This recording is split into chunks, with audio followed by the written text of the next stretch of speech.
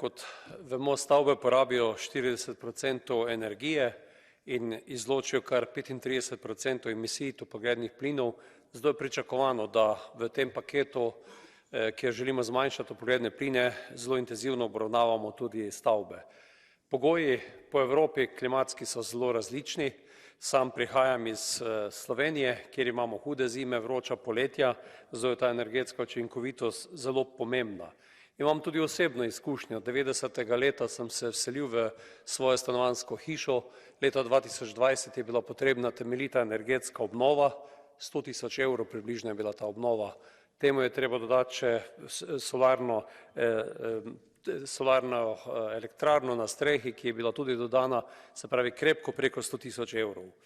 In velikokrat je problem, da imamo enostavno premalo denarja ali pa da je premalo materialov ali pa premalo ljudi, ki bi takšne obnove tudi storili.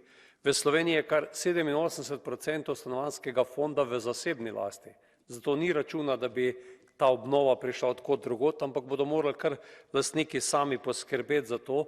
In veseli me, da je ta popravek, ki je bil v tem postopku te direktive, šel v to smer, da so se odmaknili od nekih obveznih obnov, kar je bilo v začetku, tudi od nekih ciljev, kjer je bilo kar 3% obnov letno izglasovano v Evropskem parlamentu, da so kot obvezne, na koncu vemo pa, da jih je danes 0,8%. Zato zelo zagovarjam v teh direktivi princip subsidiarnosti, naj kar države, regije določijo in tudi dajo svoje spodbude. Izogibal bi se vsakim obveznostim, kot so obveznim obnovom, kot je to v flamskih deželah. Vsekakor pa bo potrebno poskrbeti za to, da bodo ljudje z najnižjimi prejemki deležni bistveno višjih podpor kot tisti, ki imajo večje prejemke. V nasprotnem primeru bomo delali nove energetske reveže. Hvala.